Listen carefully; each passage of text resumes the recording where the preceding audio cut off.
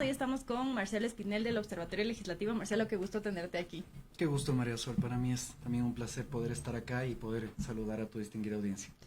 Empecemos con esta evaluación de estos famosos 100 días de la Asamblea. Ustedes han hecho un informe con algunos datos bien interesantes sobre estos primeros días que están evaluando. ¿Cuáles son los resultados que te parecen que son más relevantes de estos primeros 3 meses y un poquito más? Bueno, yo creo que hay que empezar por lo positivo, tal vez, porque siempre la Asamblea Nacional se caracteriza por estos matices negativos.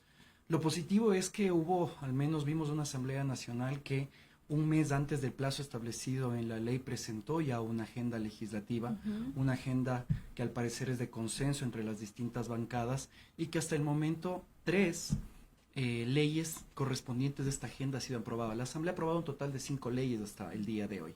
Y precisamente de estas 5 leyes, 3 corresponden a esta agenda legislativa. Y aquí hay que tener en cuenta que de acuerdo a las últimas reformas de la Ley Orgánica de la Función Legislativa, esta agenda ahora es evaluada semestralmente.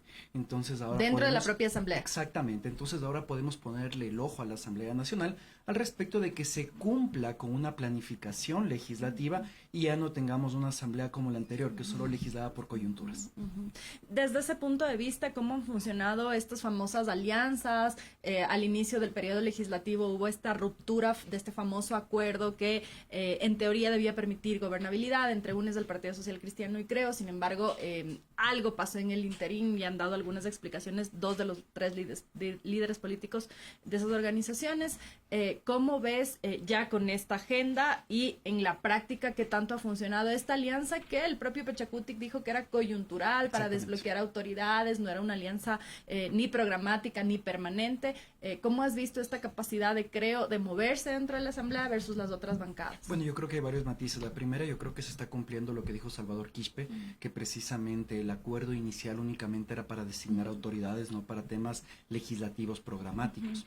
El segundo matiz, yo creo que es interesante cómo la bancada del Acuerdo Nacional cada vez ha ido captando más adeptos, ha ido aumentando la cantidad de asambleístas que son de una u otra manera cercanos al régimen. Recordemos que Creo llegó apenas con 12 legisladores a la Asamblea Nacional y ahora ya superan los 25 legisladores aquellos que integran esta bancada del Acuerdo Nacional. Pero hay un tercer aspecto, y es que para mí está clarísimo que el gobierno pues está consciente de que no tiene gobernabilidad en la Asamblea Nacional, que no tiene mayorías, que no logra generar consensos, y muestra de esto es que no ha remitido proyectos en materia tributaria, ¿no? Y que también pues los proyectos de ley que él ha remitido, el de libertad de expresión, por ejemplo, a pesar de que está siendo tratado por la Asamblea Nacional, no se le está dando la prioridad que tal vez vimos en gobiernos anteriores, en la cual la Asamblea Nacional era controlada por el oficialismo.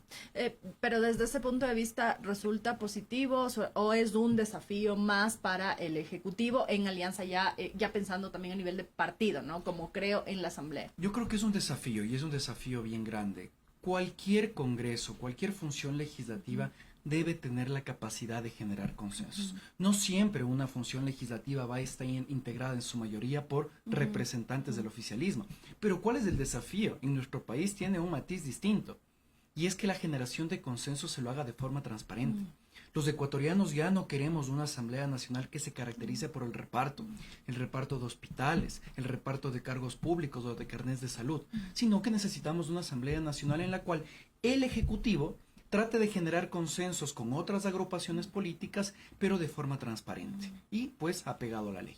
Sin embargo, aquí hay como los primeros ya escandalillos con respecto a estos famosos repartos, a estos yo te doy a cambio de esto. Ya ha habido el asesor o parte del gabinete del asambleísta Pereira de Pachacutic, también lo que ha ocurrido con la segunda vicepresidenta del Calvella Jiménez de la Izquierda Democrática. Es decir, ya empiezan estos primeros señalamientos apenas en 100 días. ¿Qué nos dice eso de nuevo sobre estas expectativas que había de esta asamblea? Al terminar la otra asamblea que tenía menos del 8% de aprobación, decíamos, la vara queda muy baja, la próxima asamblea no la va a tener tan difícil, pero aparentemente pues estamos empezando a superar esa vara tan baja, ¿no? Pues sí, de hecho este periodo legislativo empezó con el 40% de aceptación y pues al parecer seguramente disminuirá en las siguientes semanas. Pero también es un fenómeno curioso, porque si uno analiza a aquellos asambleístas que que han estado en el ojo del huracán son 7 legisladores y nuestra asamblea tiene 137 miembros. Eso quiere decir que al menos no conocemos de 130 miembros que estarían haciendo su labor de forma adecuada y apegada a la ley. Sin embargo, ¿qué es lo que sucede en estos cuerpos colegiados? Cuando tenemos una manzana podrida, termina afectando al resto. Ahora bien, hay distintas prácticas que tienen que ser condenadas, María Sol. Sin duda, cuando por ejemplo escuchamos las declaraciones de Rosa Cerda, estas en las cuales dice, si roban, roben bien, existió una sanción, y la sanción fue la suspensión del cargo sin derecho a remuneración, que es lo que establece la Ley Orgánica de la Función Legislativa. Sin embargo, cuando se configura esta supuesta gestión de cargos públicos, ya estamos frente a una prohibición que tienen los legisladores, a una posible causal de destitución. Aquí ya no hay una suspensión del cargo. Entonces, lo que habría hecho Bella Jiménez tiene que ser investigado por el Comité de Ética, y si es que así lo consideran los asambleístas, miembros del Comité de Ética, sugerir al Pleno que decida una destitución o no. Y si es que el Pleno así lo decide, serían 92 votos. Pero eso tiene otras connotaciones también. Y es que la Fiscalía, al parecer, estaría investigando una supuesta, pues, ya no en este caso gestión de cargos públicos, sino tráfico de influencias y también otro tipo de delitos que se pudieran haber configurado. Pues ahí creo que es importante diferenciar la sanción política que debe tener la Asamblea Nacional para generar esta autodepuración, pero también lo que los ecuatorianos queremos, que se sancionen los casos de corrupción, y eso le compete a la Fiscalía General del Estado. Y esta famosa autodepuración, ¿crees tú que hay realmente la posibilidad de que ocurra? Porque mucho se ha hablado de esta famosa autodepuración, de los comités, las evaluaciones internas, pero a ratos da la sensación de que hay un espíritu de cuerpo, ¿no? Porque si es que yo hoy voto en tu contra, quién sabe, y mañana estoy yo también ahí y van a votar en mi contra. ¿Cómo ves eso? Creo que hay varias cosas. La primera es que tenemos los ecuatorianos tanta desconfianza de la Asamblea Nacional que lo primero que se nos viene a la mente es este espíritu de cuerpo. Pero yo creo también que hay que recordar que desde este periodo legislativo se aplican las reformas a la ley orgánica. Antes no existía este comité de ética, antes no existía esta posibilidad de que los asambleístas emitan un informe en el cual se sugiera o no se sugiera la destitución. Yo creo que hay que darle al menos el beneficio de la duda al comité de ética, a ver qué es lo que hace.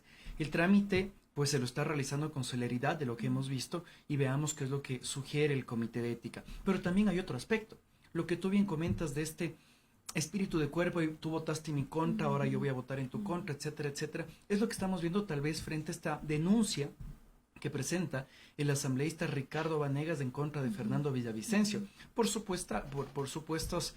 mancillar el nombre, el honor del asambleísta Vanegas. ¿Y qué es lo que sucede aquí? Que quien califica esta denuncia y quien tiene que determinar la sanción es el Consejo de Administración Legislativa. Y en este Consejo de Administración Legislativa se encuentran los asambleístas Guadalupe Dori, la presidenta de la Asamblea Nacional, y Bella Jiménez. Es la aludida. Exactamente, que son aludidas por el asambleísta Fernando Villavicencio. Entonces, ¿hasta qué punto vamos a encontrar objetividad en este tipo de procesos? Y si no, más bien vamos a ver un proceso de persecución interna, ¿no? Y que eso también termina debilitando a la Asamblea Nacional. Y con ese contexto, ¿cuáles podrían ser las vías de salida? Porque quizá cuando hay un interés, como pasa con los jueces, ¿no? Me recuso, me excuso, etcétera, para no calificar o no ser parte, y que haya un asambleísta que reemplace si es que hay dos aludidas en el cargo. No podrían, suena por lo menos ilógico que asambleístas aludidas sean las que decidan si pasa o no pasa una sanción o una discusión. Es muy complejo porque la ley no contempla una salida.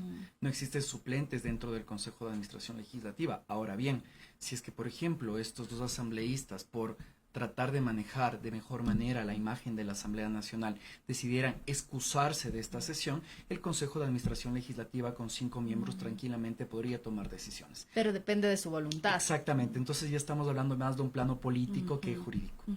Y otro de los temas en la Asamblea ahora es esta posibilidad, de nuevo, un poco de hacer enlaces con el Ejecutivo. Se han hablado desde el Ejecutivo de estos famosos diálogos, retomando lo que hablábamos en un inicio después de este quiebre en la alianza política. Le escuchaba ahora a Pavel Muñoz en una radio que decía que no descarta la posibilidad de que se puedan reunir. Incluso le mencionó a la ministra de Gobierno, Alexandra Vela, y que van a apoyar desde su ideología política, lo cual es evidente, desde su ideología y de su posición política, las propuestas que vayan desde el gobierno en alianza, en sintonía con lo que ellos piensan. Entonces citaba, él decía presupuesto para salud y educación, no privatizaciones, etcétera, lo cual es lógico, ¿no? Que vaya acorde a la ideología por la que fueron electos.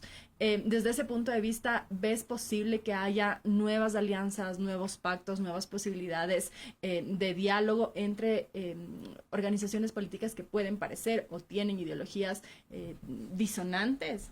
Es que yo creo más bien que la disonancia que existe únicamente es entre el Ejecutivo y el Legislativo.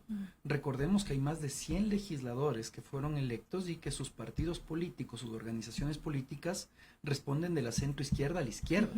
Entonces aquí tal vez el reto está para el Ejecutivo, para que, por ejemplo, en aspectos económicos que tiene más un corte liberal de derecha, pueda lograr calar con sus propuestas dentro del legislativo, y también, pues, por ejemplo, que todos los aspectos referentes a derechos y libertades que tienen un corte mucho más progresista desde la Asamblea Nacional no sean vetados por el Ejecutivo. Y ahí es donde estamos encontrando estos retos. Ahora bien, esto tiene que hacérselo a través del diálogo, sin duda que sí. Caso contrario, pues, yo creo, y para mí es peligroso, y me parece que es incluso irresponsable, vamos a seguir escuchando estos discursos de muerte cruzada.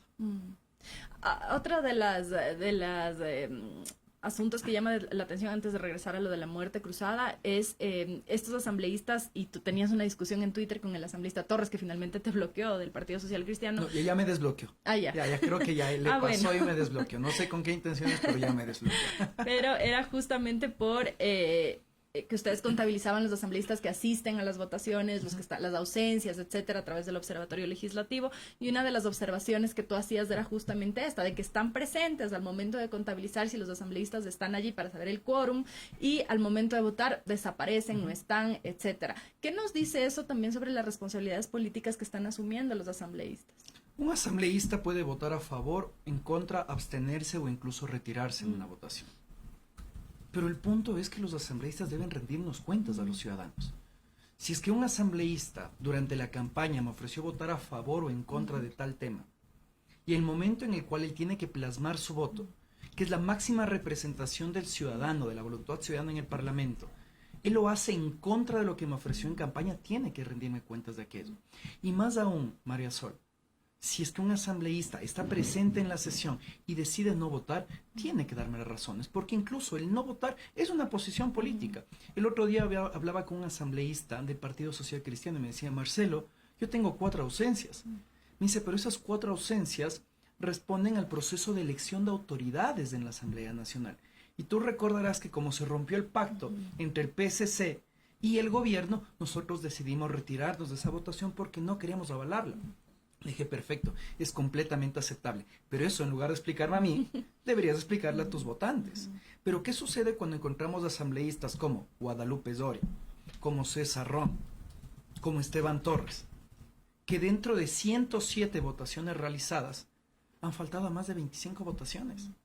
Y que no venga la presidenta de la Asamblea Nacional a decir es que estoy en otros actos, estoy en otros eventos. En 10 años de existencia del Observatorio Legislativo es la primera vez que vemos una autoridad del Legislativo no asistir a las votaciones. Si no va a asistir presidenta, explica a sus votantes por qué. Y lo mismo sucede con el resto de asambleístas. Y es casi una de cada 4 votaciones, 25 de 107, es que hace una de cada vez, de cada 4 votaciones que hay, una no estás.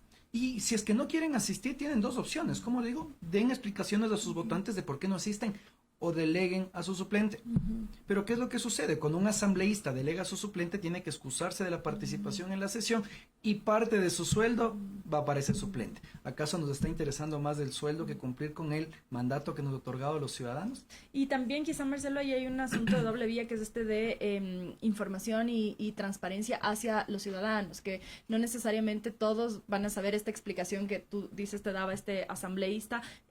Faltan quizá mecanismos para que los legisladores, o no están usando los que ya existen para comunicar, y se centran en no sé, actos más bien proselitistas, porque a veces tú ves en sus cuentas de redes sociales que están subiendo fotos en territorio, digamos, con sitio, con gente que les abraza, no sé qué, pero tal vez no están usando los canales adecuados o no existen para esta transparencia y esta comunicación más de fondo.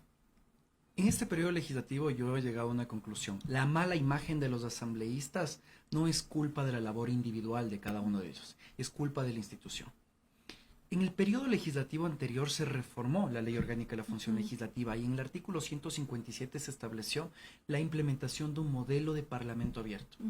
Y entre las distintas obligaciones que son relacionadas a este modelo estaba la implementación de una página web que transparente actas de constatación de quórum, para saber cuáles son los asambleístas puntuales e impuntuales, que se puedan conocer las observaciones a los proyectos de ley presentadas por los legisladores y otros temas que son muy importantes, las actas de votaciones en las comisiones, por ejemplo. Justo eso te iba a decir, porque de las comisiones hay muy poco No hay esa acceso. información. Y deberían con esta obligación cumplir no los asambleístas, porque los asambleístas están votando, los secretarios de cada comisión especializada permanente de la Asamblea Nacional, la Secretaría General de la Asamblea Nacional, el Departamento de Tecnologías, o incluso hay dos puntos, María Sor, que me preocupan, que la Asamblea debía transparentar, no los asambleístas, porque los asambleístas han entregado esta información. Las agendas semanales de reuniones de los legisladores, que es algo que se estableció en la reforma, y declaraciones de conflictos de interés. Porque se estableció una nueva obligación para esta legislatura y es que si un asambleísta tiene un conflicto de interés sobre algún tema en el cual se va a votar, tiene que abstenerse de esa votación. Entonces, ¿cómo los ecuatorianos sabemos si es que un asambleísta X tal vez no debía votar en la aprobación de la ley de ayer porque tiene determinado interés si es que no accedemos a esta información? Y la publicación de esta información, insisto, no es responsabilidad de los asambleístas han entregado la información. Es la presidenta de la Asamblea Nacional, el Consejo de Administración Legislativa, la Secretaría General y el Departamento de Tecnologías, que no han dado la facilidad a los asambleístas para que publiquen esta información. Es decir, no se ha creado un espacio, una plataforma o un mecanismo específico. Tenían que haberlo hecho a los 30 días de haberse instalado a la Asamblea Nacional, María Era un Sol. compromiso de la Asamblea. Está en la ley. Hay la reforma legal, hay el reglamento de Parlamento abierto. ¿Cómo pretenden recuperar la confianza de los ciudadanos si ni siquiera son capaces de cumplir con su propia ley? Entonces, en lugar de que la presidenta de la Asamblea Nacional esté culpando a los medios de comunicación de supuestamente afectar su imagen, dedíquese a cumplir la ley y a tener una asamblea que realmente sea transparente. Y creo que ahí esto queda también un punto importante, que es de las expectativas que había generado la presidencia de la Asamblea cuando ella fue posesionada como una mujer amazónica que vivió una persecución política en el régimen de Rafael Correa y que venía con ciertas expectativas quizá muy elevadas por parte de los ciudadanos de distintas organizaciones más bien sociales, pensando que podría, que por primera vez llegaba una mujer amazónica que iba a estar presidida la Asamblea por una figura distinta a la que tradicionalmente pudiéramos haber conocido. Sin embargo, estos primeros formas de actuar de la asambleísta Yori ya han empezado a mermar primero estas expectativas han empezado a bajar, a desinflarse de alguna manera, y por otro lado también afectan, como tú dices, a todo el legislativo. ¿Cómo ves tú el rol que ha tenido la asambleísta Yori? ¿Crees tú que va a sostenerse durante estos 2 años como presidenta de la Asamblea? Mira, personalmente yo considero que no hay cosa más rica que una asamblea diversa, porque los parlamentos tienen que representar a los distintos sectores sociales. Y estamos con una Asamblea Nacional en la cual se están representando sectores indígenas, sectores de centro izquierda, de izquierda, a diferencia del Ejecutivo, y eso es positivo para una democracia. Pero el hecho de que una mujer y una mujer indígena llegue a la presidencia de la Asamblea Nacional pasa a segundo plano cuando nosotros tenemos este tipo de hechos lamentables, incumplimiento de la ley, dudas de corrupción, echarle la culpa a los medios de comunicación de que se esté afectando. Creo que ese es uno la de los imagen. temas más preocupantes, ¿no? Esta falta de asumir responsabilidades, de decir, yo me equivoqué, voy a corregir, o esto no estuvo bien. Es decir, por lo menos dar la cara cuando algo está fallando para ver si un poco así recuperas algo de credibilidad, decir, bueno, te equivocaste, todos nos podemos equivocar, vamos a darte otro voto, pero esto de estar culpando y sobre todo a los medios de comunicación es una vergüenza. Por supuesto, y eso también es minar la libertad de expresión. A la larga no es permitir que exista este libre flujo de ideas, de opiniones, y que lo tomemos como una crítica para tratar de enmendar esos errores. A la larga, lo único que se le pide a la presidenta de la Asamblea Nacional es cumpla con la ley, comunica adecuadamente qué es lo que está haciendo y genere consensos. Si es que nosotros logramos estos 3 aspectos dentro de la Asamblea Nacional, vamos a juntar el hombro para recuperar la imagen de la institución que está llamada a ser el primer poder del Estado. Y este discurso que ha tenido la asambleísta Yor y que han tenido también otros asambleístas, el asambleísta Jiménez cuando salió fuera de su despacho a hablar con los medios y a amenazar que va a seguir acciones legales por lo que se ha difundido sobre ella, el asambleísta Pereira también le escuché diciendo que es culpa de los medios que lo han mencionado a él, pero cómo no se le va a mencionar si el asesor involucrado en estas presuntas irregularidades es su asesor, evidentemente se va a mencionar al asambleísta. Y esto en relación a la ley de comunicación, la preocupación que a mí me ha surgido a partir de estos primeros 100 días es si es que los propios asambleístas están más preocupados de los medios que de la transparencia, la fiscalización interna, entonces puede haber problemas ahí con la ley de comunicación. ¿Cómo ves eso? Coincido contigo. Se me ve el nombre del asambleísta, ofrezco disculpas si estoy cometiendo un error. Ayer en una entrevista me lo dijeron. Me parece que era el asambleísta Ricardo Vanegas, que incluso había tuiteado, había expresado que dejen de filtrar los chats. Ujú. ¿Cómo es posible que se diga eso? ¿Qué esperamos de un legislador que ve en la filtración de chats una amenaza para la institucionalidad, para el Estado, al momento de legislar sobre libertad de expresión? Cuando precisamente el periodismo de investigación, estos whistleblowers que se conocen, son aquellos que nos permiten identificar casos de corrupción, lo veamos como el enemigo del Estado. Las cosas no tienen que funcionar así. Aquí más bien hay que pasar la responsabilidad al otro lado. No debería importar que se filtren los chats si es que las cosas se están haciendo bien, si se están haciendo apegadas a la ley. Entonces, ahí es cuando tal vez incluso yo me desdigo en relación a lo que dije hace 10 minutos.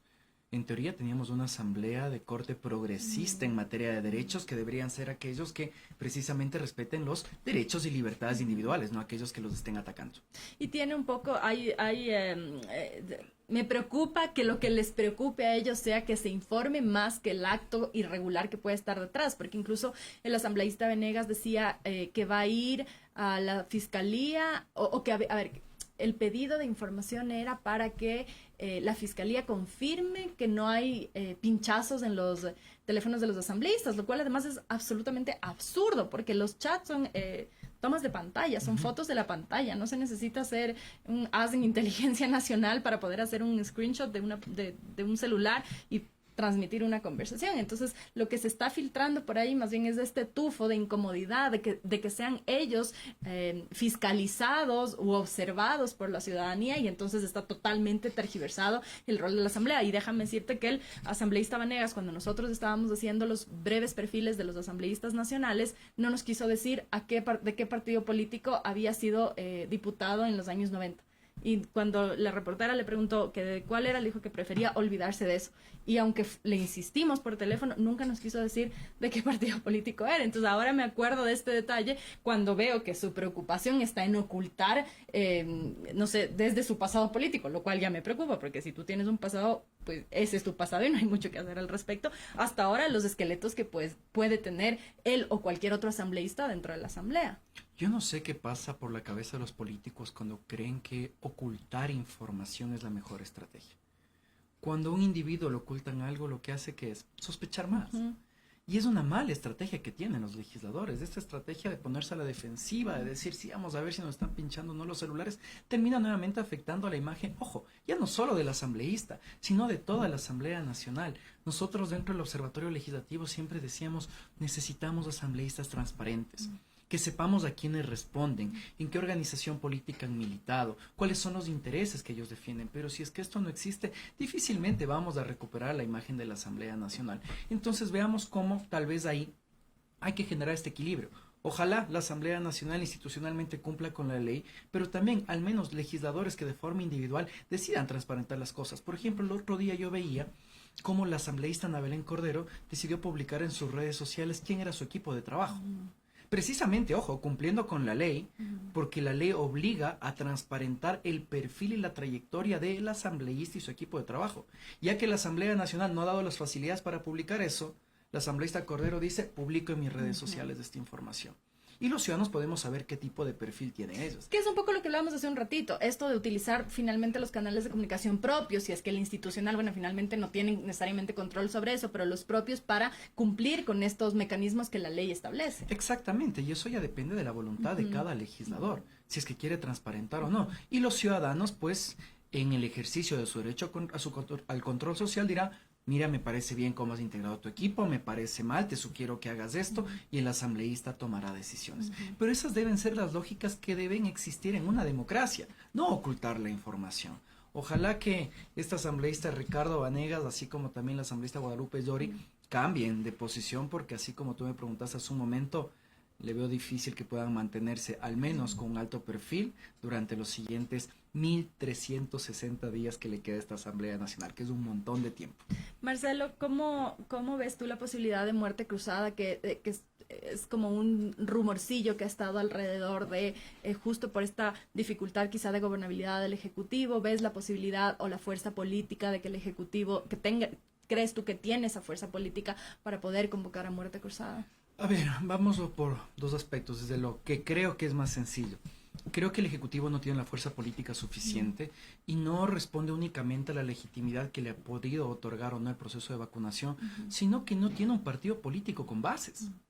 ¿Cómo tú pretenderías tener una amplia mayoría en la Asamblea Nacional si es que tu mayor articulador político ya no está?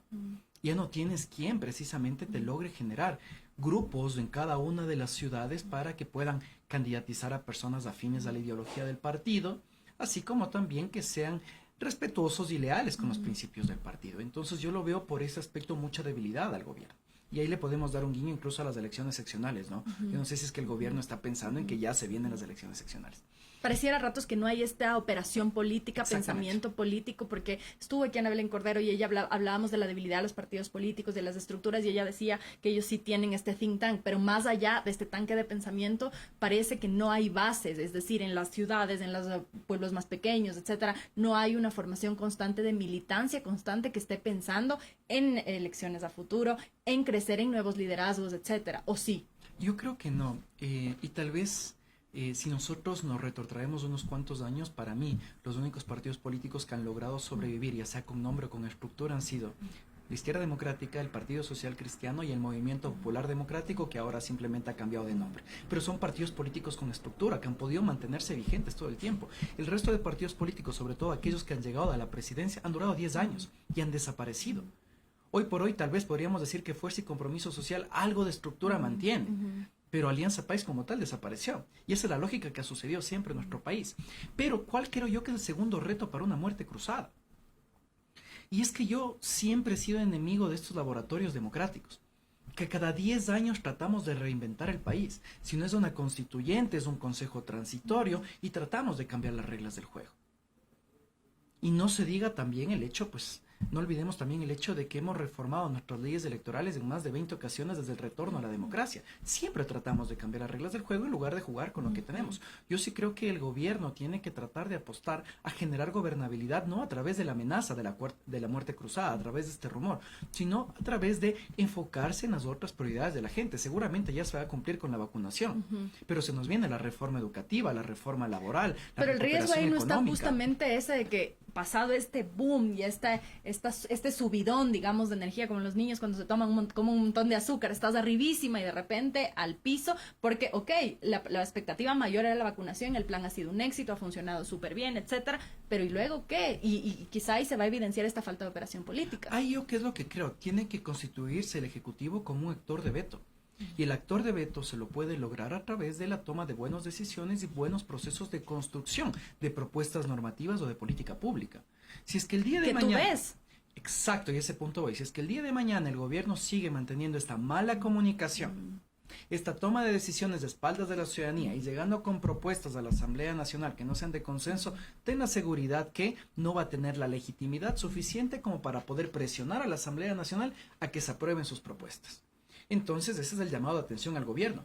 Queremos enfocarnos en las siguientes prioridades, hay que hacerlo junto a la ciudadanía, de forma transparente, deponiendo ciertas posiciones, para así generar consensos. Caso contrario, vamos a entrar en esta pelea en la cual el Ejecutivo querrá proponer algo, el Legislativo no estará de acuerdo porque se lo hizo de una forma inadecuada y no lograremos gobernabilidad. Y tengo pavor, María Sol, de ver una muerte cruzada el siguiente año en la cual simplemente logremos más inestabilidad para nuestra nación. Voy terminando ya con esto, Marcelo, justo en cuanto a esta visión de política pública. A mí me cuesta un poco ver, no sé si es que estoy yo fallando en mi visión, pero me cuesta un poco ver en los distintos ámbitos del gobierno, del Ejecutivo, la política pública. He tenido algunos ministros aquí, sé que es pronto todavía, algunos vinieron apenas antes de un mes incluso de estar sentados en el puesto, pero me cuesta un poco ver qué política pública hay en los distintos ámbitos. ¿Tú ves política pública clara, qué sé yo, en salud, en educación? Se le ha criticado mucho este proyecto que estaba la fotito de la ministra y que llamaba a entidades privadas a colaborar y decían que eso tiene que ver con caridad y no política pública. ¿Cómo ves tú? ¿Tú ves política pública ves una estrategia de política pública en el gobierno? Es que precisamente el problema es que la política pública que no se comunica no existe. Y aquella política pública que se comunica mal va a generar resistencias. Y pongamos dos ejemplos. El tema de la reducción del presupuesto para becas en las universidades. Seguramente muchos están de acuerdo, muchos están en contra, pero lo que todos debemos considerar es que el gobierno lo comunicó mal.